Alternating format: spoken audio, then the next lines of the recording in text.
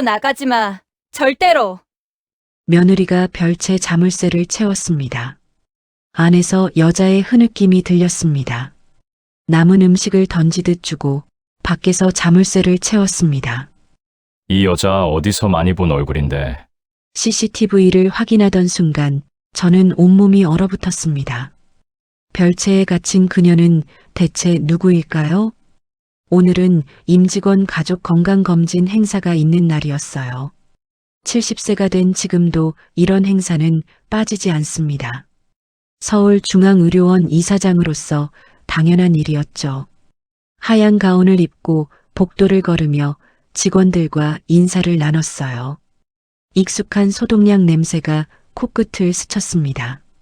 이사장님, 오늘 참석률이 아주 높습니다. 비서가 보고했어요. 나는 고개를 끄덕이며 대기실로 향했습니다. 그때였어요. 대기실 입구에서 며느리 정미라가 보였습니다. 옆에는 중년 여성이 어색하게 서 있었죠. 평소 보지 못했던 사람이었어요. 저분은 누구지? 가까이 다가가려던 순간 정미라의 표정이 차갑게 굳어지는 게 보였습니다. 뭔가 이상했어요. 평소 밝던 며느리의 모습이 아니었죠. 나는 발걸음을 멈췄습니다. 점심시간이 지나고 잠시 숨을 돌리려 주차장으로 나갔어요. 시원한 바람이 필요했거든요. 그런데 주차장 한쪽에서 익숙한 목소리가 들렸습니다. 내가 몇 번을 말해야 알아들어. 여기서 함부로 돌아다니지 말라고. 정미라였어요. 나는 기둥 뒤에 몸을 숨겼습니다. 아까 그 중년 여성이 고개를 푹 숙인 채 서 있었어요. 죄송해요. 미라 언니 화장실 가고 싶어서. 여성의 목소리가 떨렸습니다. 어린아이 같았어요. 다음부턴 미리 말해 알았어? 정미라의 목소리는 칼날처럼 날카로웠습니다. 순간 제 가슴이 철렁 내려앉았어요. 며느리의 저런 모습은 처음이었거든요. 여성이 고개를 들었습니다. 그 순간 심장이 멎는 것 같았어요. 동그란 눈, 작은 코, 약간 처진 입꼬리. 제 안에서 뭔가가 툭 하고 끊어졌습니다. 서연이. 작게 중얼거렸어요. 목소리가 떨렸습니다. 30년 전 잃어버린 제 딸과 똑같은 얼굴이었어요. 아니, 30년이 지난 그 아이의 모습 그대로였습니다. 움직이는 방식도, 어딘가 불안해 보이는 표정도 모든 게 서연이를 닮았어요. 숨이 막혔습니다. 다리에 힘이 풀렸죠. 기둥을 붙잡고 겨우 버텼어요. 정미라와 그 여성이 차에 오르는 게 보였습니다. 나는 그 자리에 얼어붙은 채 서 있었어요. 이사장님, 괜찮으십니까? 누군가 제 어깨를 잡았습니다. 부원장 성진이었어요. 성진 씨. 목소리가 제대로 나오지 않았어요. 저 여자. 아까 며느리 옆에 있던 사람 말이야. 진상을 파악해줘. 네? 무슨, 조용히 아무에게도 말하지 말고. 성진의 눈이 커졌습니다. 하지만 그는 곧 고개를 끄덕였어요. 알겠습니다. 그날 밤 잠을 이룰 수 없었어요. 침대에 누워 천장을 바라봤습니다. 30년 전 그날이 자꾸 떠올랐어요. 화염에 휩싸인 병원, 비명소리, 그리고 사라진 5살 서연이. 서연아. 어둠 속에서 딸의 이름을 불렀습니다. 눈물이 볼을 타고 흘러내렸어요. 아내 유미는 서연이를 잃은 충격으로 2년 후 세상을 떠났습니다. 아들 준혁에게는 누나는 화재로 사망했다고 거짓말을 했죠. 차마 진실을 말할 수 없었어요. 실종이라는 단어는 너무 잔인했으니까요. 하지만 저는 알고 있었습니다. 서연이가 어딘가 살아있을 거라고. 30년간 단 하루도 포기한 적이 없었어요. 매년 화제일마다 위령제를 열었지만 그건 사실 딸을 찾기 위한 사재기였죠. 그리고 오늘 마침내 그 아이를 본 겁니다. 제 며느리 집에서 일하는 가정부로. 새벽 3시가 넘어서야 휴대폰을 집어들었어요. 성진에게 메시지를 보냈습니다. 최대한 빨리 결과를 알려주세요. 급합니다. 메시지를 보내고 나서 다시 누웠어요. 가슴이 두근거렸습니다. 두려웠어요. 만약 제가 틀렸다면 어쩌죠? 하지만 동시에 희망이 차올랐습니다. 만약 정말 서연이라면? 창밖으로 동이 트기 시작했어요. 긴긴 밤이 지나가고 있었습니다. 밤마다 그 장면이 되살아납니다. 1995년 7월 15일 서울중앙의료원 신축 건물이 활활 타오르던 그날이요. 당시 저는 40살이었어요. 갓 부임한 신경외과 의사였죠. 아내 유미와 7살 준혁, 5살 서연. 우리 가족은 행복했습니다. 정말로요. 그날 아침 서연이를 병원 어린이집에 데려다 주면서 저는 말했어요. 서연아, 아빠 오늘 수술 있어서 늦을 수도 있어. 엄마가 데리러 올 거야. 서연이는 제 손을 꼭 잡고 물었죠. 아빠, 빨리 와요, 약속.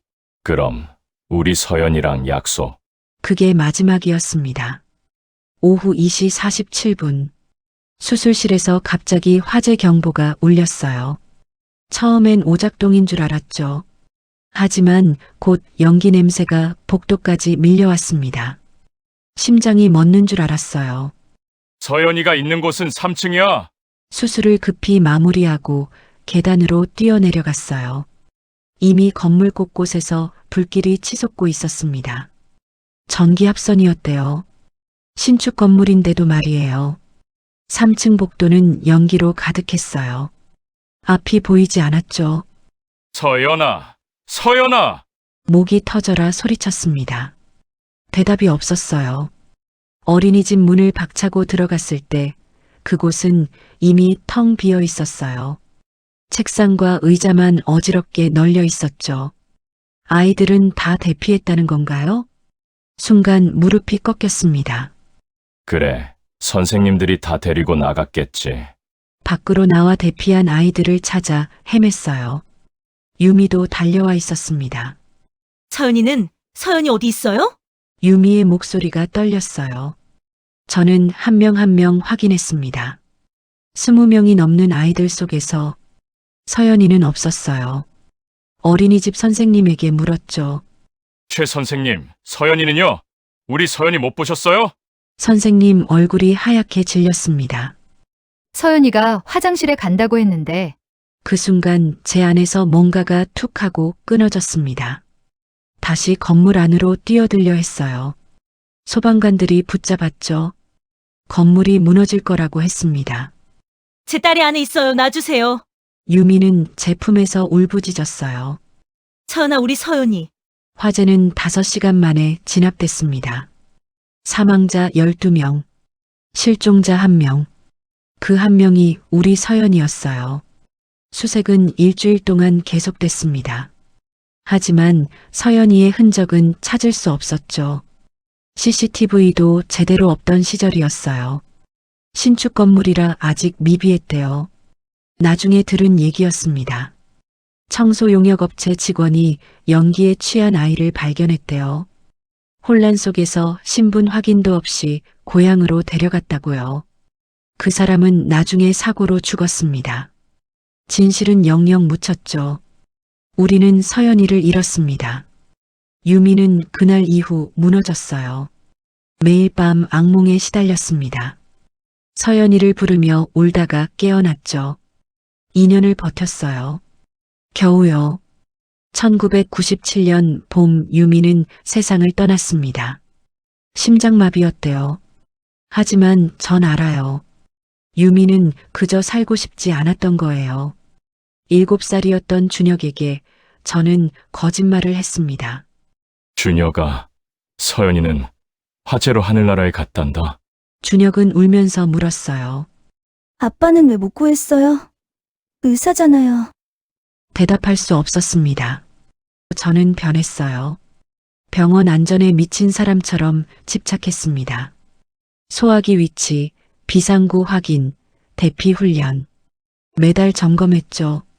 동료들은 이상하게 봤어요. 하지만 저는 멈출 수 없었습니다. 다시는 이런 일이 일어나면 안 돼. 20년이 흘렀어요. 저는 이사장이 됐습니다. 누구도 이해 못하는 집착 덕분이었을까요?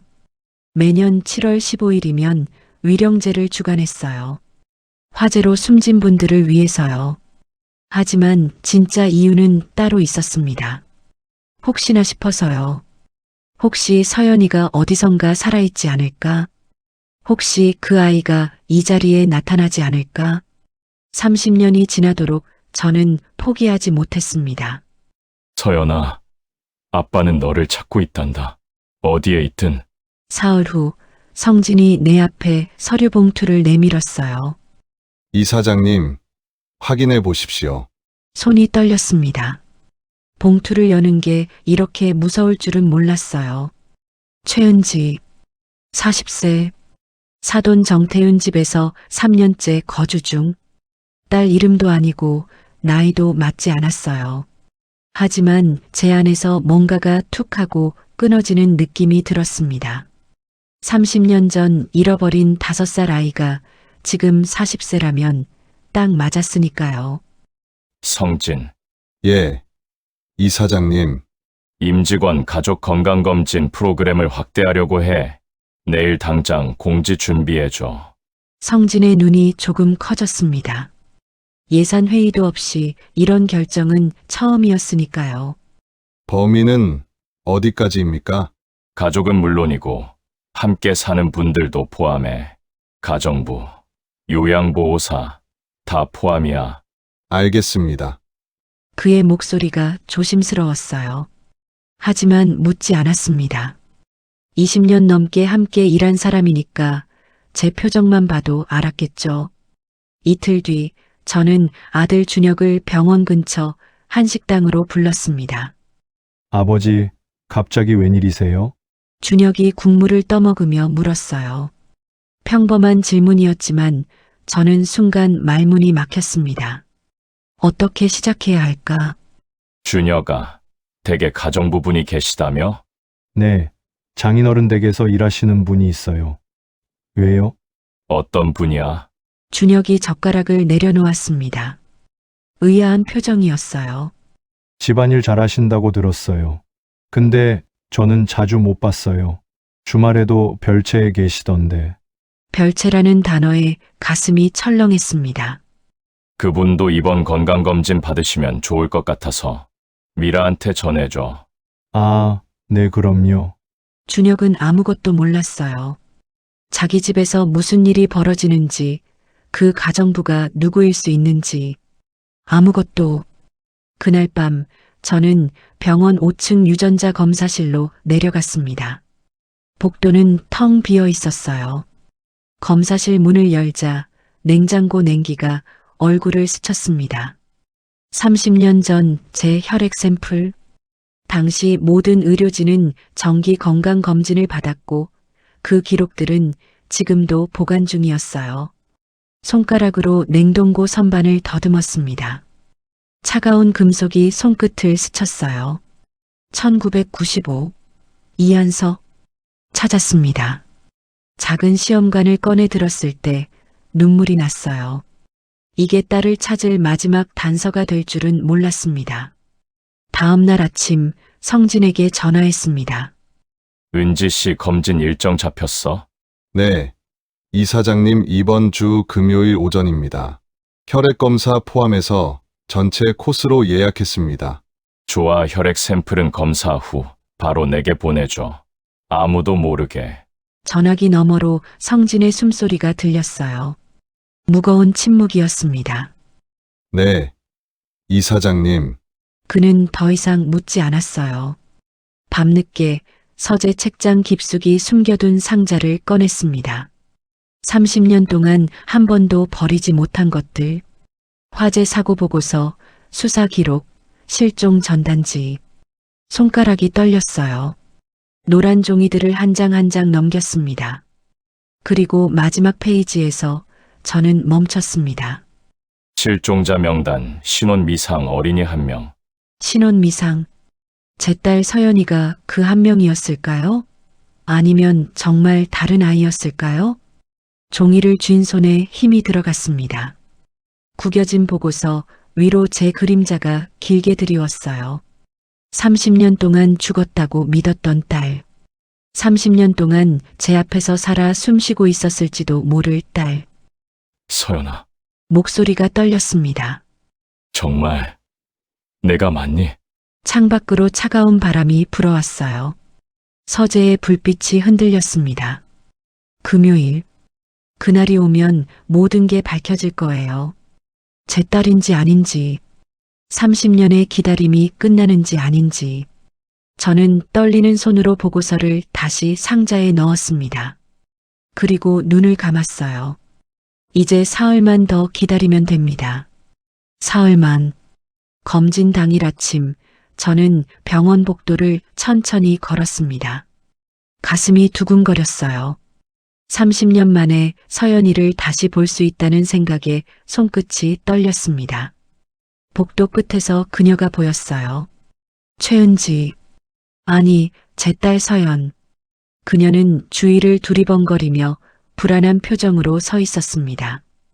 큰 병원이 처음인지 눈이 휘둥그레졌어요. 무언가에 놀란 아이처럼요. 저는 자연스럽게 걸음을 옮겼어요. 안녕하세요. 제 목소리가 떨리지 않도록 애써 참았습니다. 그녀가 고개를 들었어요. 동그란 눈이 저를 바라봤습니다. 서연이의 눈이었어요. 저는 이 병원 이사장입니다. 편하게 검진 받으세요. 네. 감사해요. 큰 병원 처음이에요. 그녀의 목소리는 맑았어요. 순수했습니다. 제 가슴이 철렁 내려앉았어요. 저 순수한 눈빛을 30년 동안 보지 못했다니. 제 안에서 무언가가 뜨겁게 타올랐습니다. 검진이 진행됐어요. 저는 몇 발자국 떨어진 곳에서 그녀를 지켜봤습니다. 혈액 검사를 할 때 그녀는 주사바늘을 보며 움찔했어요. 간호사가 다독이자 그제야 팔을 내밀었습니다. 성진이가 제 옆으로 다가왔어요. 이사장님, 샘플 확보했습니다. 즉시 검사 진행해. 제 목소리는 낮았지만 단호했습니다. 성진이가 고개를 끄덕이고 사라졌어요. 그날 밤 저는 잠을 이룰 수 없었습니다. 창밖을 내다보며 30년 전 그날을 떠올렸어요. 화염 속에서 사라진 작은 손, 제가 지키지 못한 딸, 침대에 앉아 고개를 묻었습니다. 지났어요. 성진이가 봉투를 들고 제 집무실로 들어왔습니다. 그의 얼굴이 창백했어요. 손이 미세하게 떨리고 있었습니다.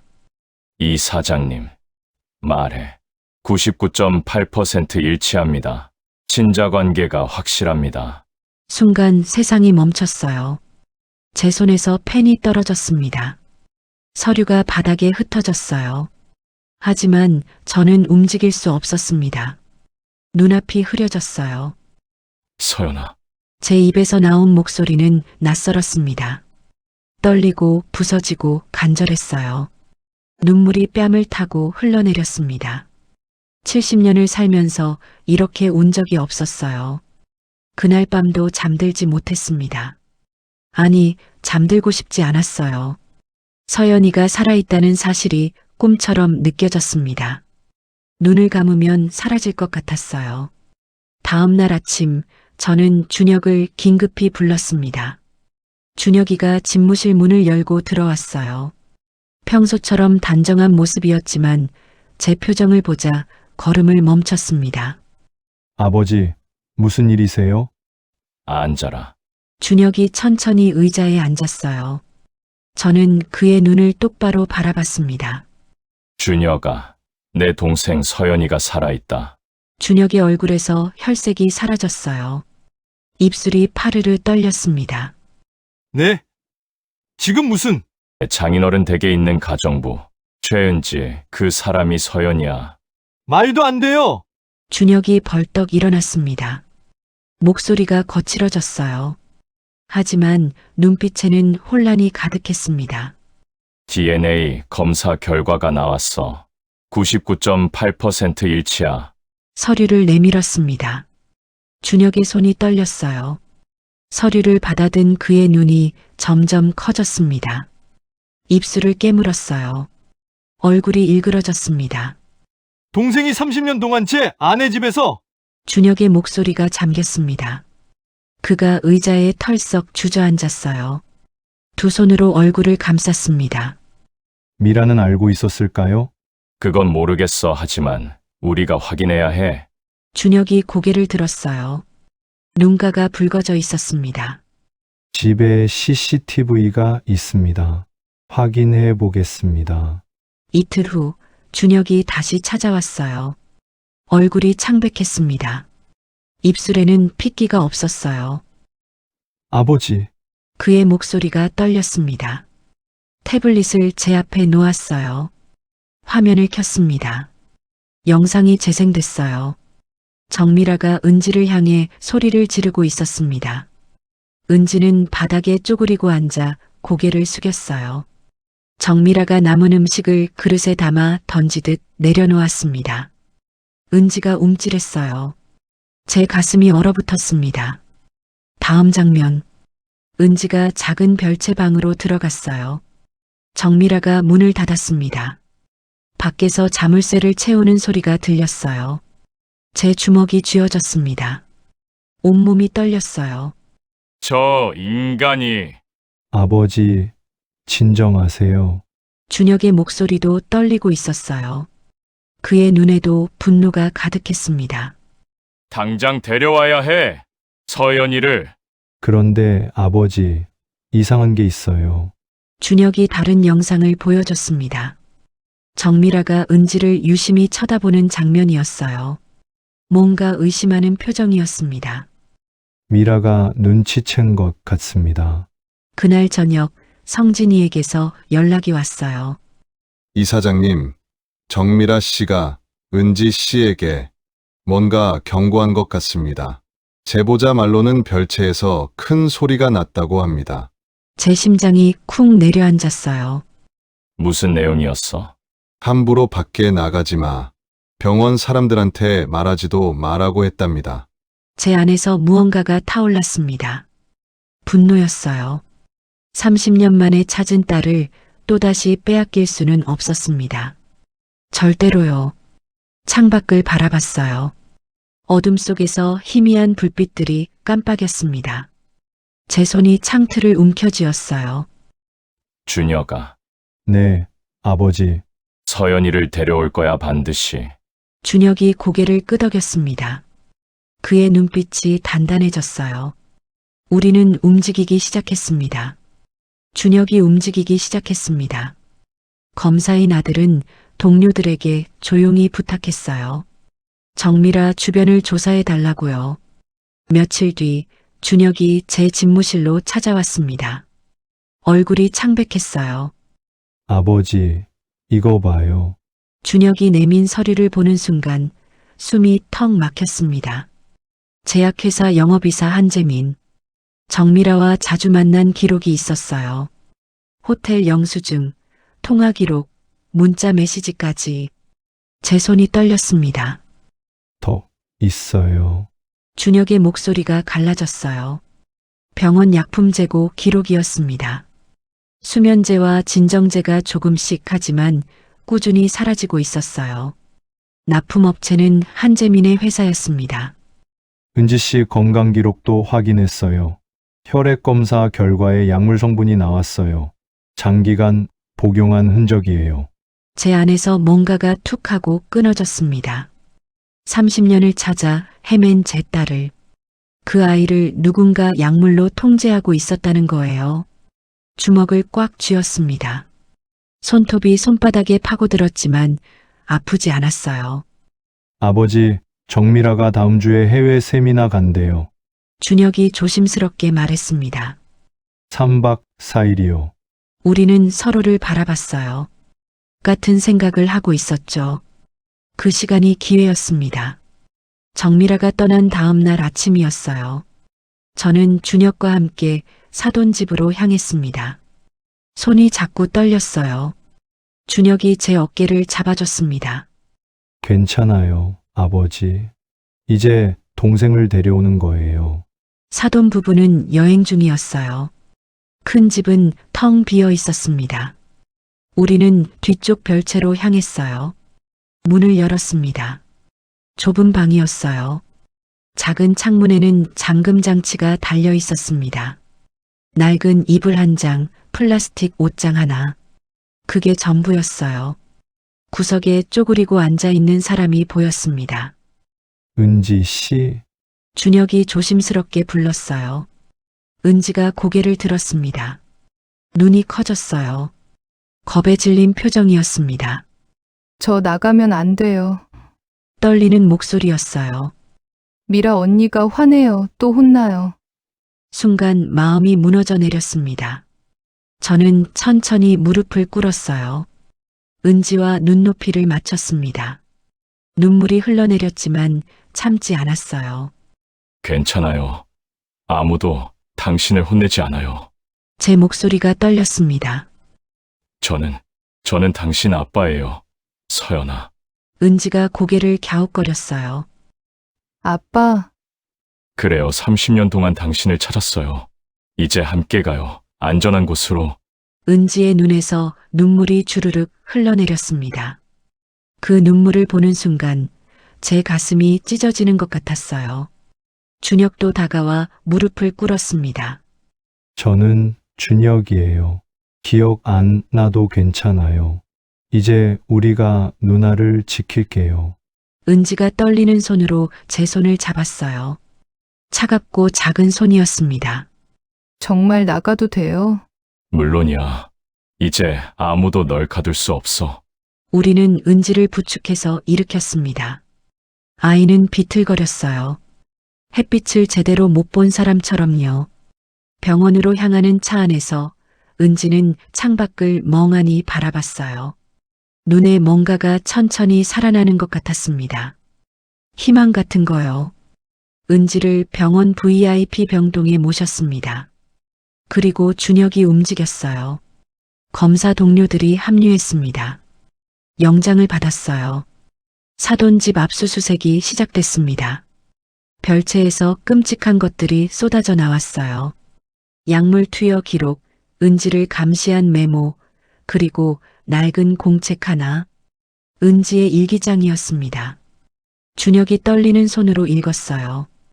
오늘도 맞았다. 아프다. 엄마 아빠는 어디 있을까? 짧은 문장들이 가슴을 후벼 팠습니다. 밥을 안 줬다. 배고프다. 창문을 열고 싶다. 하늘을 보고 싶다. 언제쯤 나갈 수 있을까? 저는 그 공책을 가슴에 안았습니다. 온몸이 떨렸어요. 30년 동안 제 딸이 이런 고통을 겪고 있었다니. 제가 딸을 지켜주지 못했던 그 모든 시간이 은지에게는 지옥이었던 거예요. 아버지, 준혁이 제 어깨를 감싸 안았습니다. 이제 괜찮아요. 동생을 찾았잖아요. 이제 우리가 지켜줄 거예요. 저는 고개를 끄덕였어요. 그래, 이제부터라도 제대로 지켜줄 거야. 다시는 놓치지 않을 거야. 병원 복도 끝 VIP 병동 창문을 통해 은지가 보였습니다. 간호사와 함께 밝은 햇살을 받으며 서 있었어요. 아이가 웃고 있었습니다. 30년 만에 찾은 제 딸의 미소였어요. 그 미소를 보는 순간 가슴속에서 뭔가가 따뜻하게 녹아내렸습니다. 이제 시작이었어요. 진짜 가족이 되는 긴 여정의 시작이요. 공항에서 미라를 데려온 경찰을 보는 순간 제 가슴 속에서 뭔가가 와르르 무너졌습니다. 저는 잘해줬어요. 은지한테 먹을 것도 주고 재울 곳도 줬다고요. 미라가 소리쳤습니다. 떨리는 목소리였지만 눈빛만큼은 차가웠어요. 저 사람 눈에는 정말 자기가 잘못한 게 없어 보였습니다. 순간 마음이 움츠러들었습니다. 어떻게 사람이 저렇게 변할 수 있을까요? 준혁이 사랑했던 여자가 제 며느리가 말입니다. 수사는 빠르게 진행됐습니다. 준혁이 검사 동료들과 함께 움직였거든요. 한재민이라는 남자를 조사하자 병원 납품 비리가 줄줄이 드러났습니다. 의료기기 리베이트, 약품 불법 유통까지 미라는 병원 내부 정보를 그 남자에게 흘려줬던 거예요. 제약회사 영업이사랑 짜고 병원을 속였습니다. 오성진 부원장이 증거 서류를 제 앞에 내밀었을 때 손이 덜덜 떨렸습니다. 정태윤 부부도 조사 대상이 됐습니다. 병원 독점 납품 계약을 따내려고 며느리를 이용했던 거죠. 은지는 그저 편리한 가정부였을 뿐이었습니다. 아니, 가정부보다 못한 취급을 받았던 거예요. 준혁이가 미라를 면회했던 날 밤, 아들은 새벽에 집으로 돌아와 소파에 주저앉았습니다. 얼굴이 백지장처럼 하였어요. 아버지, 그래, 저 사람, 처음엔 저를 사랑했대요. 그런데 재민이를 만나면서 다 변했대요. 준혁이의 목소리가 갈라졌습니다. 미안해요. 아버지, 제가 사람을 잘못 봤습니다. 저는 아들의 어깨를 꼭 안아줬습니다. 석 달 만에 끝났습니다. 미라는 징역 6년, 한재민은 5년, 정태윤 부부는 집행유예 2년을 선고받았습니다. 법정에서 판결문을 듣는데 눈물이 나왔어요. 기쁜 눈물은 아니었습니다. 그냥 모든 게 허무했어요. 판결이 나고 일주일 뒤 저는 이사회를 소집했습니다. 이사장직을 사임하겠습니다. 회의실이 술렁였습니다. 누군가 말렸지만 저는 고개를 저었어요. 30년 전 제 딸을 지키지 못한 죄책감으로 살았습니다. 병원을 안전하게 만드는 게 속죄라고 믿었죠. 하지만 정작 제 가족은 또 지키지 못했습니다. 목이 메었습니다. 이제 저는 딸과 함께 있어야 합니다. 잃어버린 30년을 되찾아야 해요. 이사들은 아무 말도 하지 못했습니다. 은지는 천천히, 아주 천천히 회복하고 있었습니다. 병원 심리치료센터에서 매일 상담을 받았어요. 처음엔 사람만 봐도 움찔했습니다. 특히 여자 의료진을 무서워했죠. 미라가 남긴 상처였어요. 아빠, 어느 날 은지가 처음으로 저를 아빠라고 불렀습니다. 가슴이 터질 것 같았습니다. 그래, 아빠야. 서연아. 서연, 응, 내 진짜 이름이야. 은지는, 아니 서연이는 고개를 갸우뚱했습니다. 기억이 날 듯 말 듯한 표정이었어요. 준혁이도 매일 병원에 들렀습니다. 누나에게 옛날 사진을 보여주고 어린 적 이야기를 들려줬어요. 서연이의 눈에 조금씩 빛이 돌아왔습니다. 오빠가 날 업고 놀아줬어요. 그럼 너 어렸을 때 엄청 귀여웠어. 준혁이가 웃으며 말했습니다. 그 웃음에는 슬픔도 섞여 있었어요. 석 달쯤 지났을 때 저는 작은 진료소를 열었습니다. 강남구 한쪽에 자리 잡은 2층짜리 건물이었어요. 간판에는 이렇게 적혀 있었습니다. 서연 치유센터, 지적장애가 있는 사람들과 화재 피해자들을 위한 무료 진료소였습니다. 제가 평생 하고 싶었던 일이었어요. 아빠, 여기 이름이 내 이름이에요? 서연이가 간판을 올려다보며 물었습니다. 그래, 아빠가 너를 위해 만든 거야. 나 때문에? 응, 너처럼 아픈 사람들을 도와주고 싶어서. 서연이의 눈에 눈물이 맺혔습니다. 그리고는 제 손을 꼭 잡았어요. 어느 가을날 우리는 셋이서 그곳에 갔습니다. 1995년 화재가 났던 병원 자리. 지금은 작은 공원으로 바뀌어 있었어요. 나무들이 바람에 흔들렸습니다. 여기가 그곳이에요. 서연이가 조용히 물었습니다. 그래, 여기서 너를 잃어버렸어. 아빠, 이제 무섭지 않아요. 서연이가 제 손을 꼭 쥐었습니다. 따뜻한 손이었어요. 정말. 네, 가족이 있으니까요. 준혁이도 다가와 우리 손을 잡았습니다. 바람이 불었습니다. 낙엽이 우리 발밑에 떨어졌어요. 30년. 정말 긴 시간이었습니다. 하지만 끝이 아니었어요. 새로운 시작이었습니다. 우리는 천천히 걸었습니다. 서로의 손을 잡고 앞만 보면서요. 뒤돌아보지 않았습니다. 이제 앞으로 갈 시간이었으니까요. 석양이 우리 등 뒤로 길게 그림자를 드리웠습니다. 세 사람의 그림자가 하나로 이어져 있었어요. 사랑은 30년의 시간도 잊지 않습니다. 그리고 이제 우리에게는 앞으로 살아갈 시간이 있었습니다. 오늘의 사연은 여기까지입니다. 30년이라는 시간, 길다면 길고 짧다면 짧은 세월이었죠. 하지만 진짜 사랑은 시간도 기억도 이길 수 없습니다. 가족을 찾기 위한 한 아버지의 여정, 그리고 다시 찾은 소중한 일상. 여러분 곁에 있는 사람들을 오늘 꼭 안아주세요. 내일은 늦을 수 있으니까요.